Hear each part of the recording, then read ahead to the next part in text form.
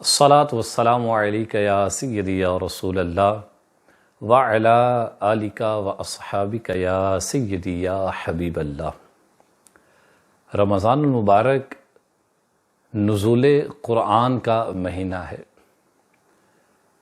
عشاقان قرآن اللہ کی توفیق سے، اللہ کی رحمت سے اس ماہ مقدس میں کثرت کے ساتھ قرآن پاک کی تلاوت کرنے کی سعادت حاصل کرتے ہیں۔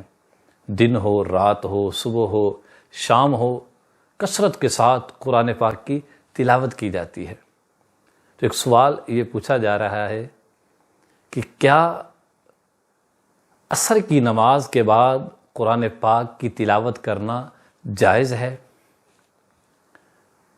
تو فقہاء کرام فرماتے ہیں کہ عصر کی نماز کے بعد قرآن پاک کی تلاوت کرنا بالکل درست اور جائز ہے۔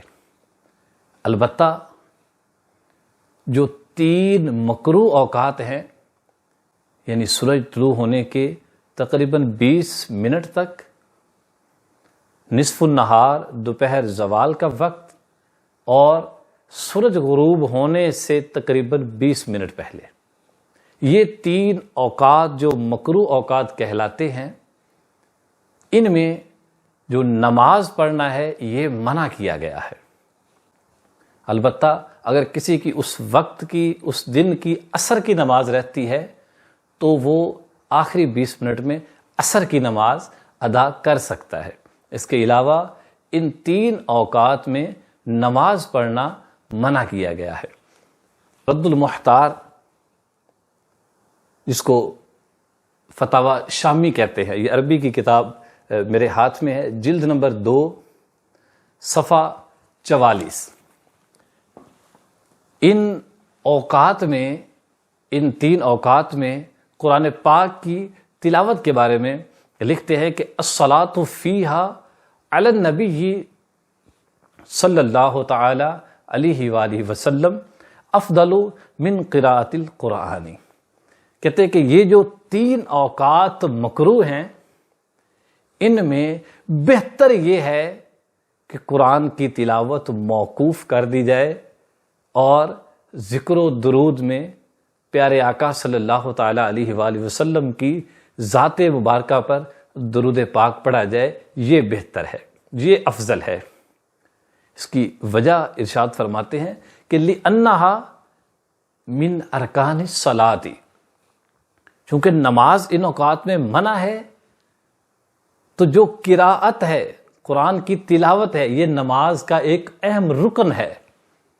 تو جب نماز منع ہے تو کوشش کرنی چاہیے کہ ان اوقات میں پھر اس رکن کو بھی ترک کیا جائے، اس رکن کو بھی اس وقت میں نہ پڑھا جائے، اس کی تلاوت نہ کی جائے۔ اولا یہی ہے، فَالْأَوْلَا تَرْكُ مَا كَانَ رُكْنًا لَهَا۔ تو کہتے ہیں پھر جو اس نماز کا رکن ہے اس کو یہاں پر پھر ترک کرنا یہ اولا ہے۔ نیچے لکھتے ہیں کہ الاولا یعنی الافضل، کہ افضل یہ ہے۔ اور پھر فرماتے ہیں کہ اگر کسی نے آخری 20 منٹ میں یا نصف النہار کے جو بالکل زوال کا وقت ہے یا طلوع آفتاب کے 20 منٹ کے اندر اس نے تلاوت کر لی تو اب کیا حکم ہوگا؟ تو فرماتے ہیں کہ اس میں کوئی کراہت نہیں ہوگی، کوئی گناہ نہیں ہوگا۔ اس کی وجہ یہ ہے کہ لِأَنَّ تَرْكَ الْفَاضِلِ لَا كَرَاهَةَ فِيهِ، کہ افضل کو ہی چھوڑا ہے، اولا کو چھوڑا ہے، اور اولا کے چھوڑنے پر گناہ اور کراہت نہیں ہوا کرتی۔ کراہت سے مراد کراہت تحریمہ، مکروہ تحریمی اولا کو چھوڑنا نہیں ہوتا۔ تو بہتر یہ ہے کہ آخری 20 منٹ جو ہیں ان میں تلاوت قرآن پاک کی بجائے ذکر خدا یا پھر درود مصطفیٰ صلی اللہ تعالی علیہ وآلہ وسلم پڑھا جائے۔ اس کے باوجود بھی اگر کوئی تلاوت قرآن کرتا ہے تو حرام یا مکروہ تحریمی کا فتویٰ اس پر نہیں لگے گا۔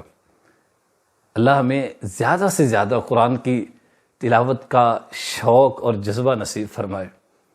مولا علی رضی اللہ تعالیٰ عنہ آپ کیا خوب ارشاد فرماتے ہیں کہ اگر اللہ رب العزت کو اپنے محبوب صلی اللہ تعالیٰ علیہ وآلہ وسلم کی امت کو عذاب دینا مقصود ہوتا تو پھر رب انہیں رمضان عطا نہ کرتا، تو پھر رب انہیں سورہ اخلاص قل هو اللہ احد یہ عطا ہی نہ فرماتا۔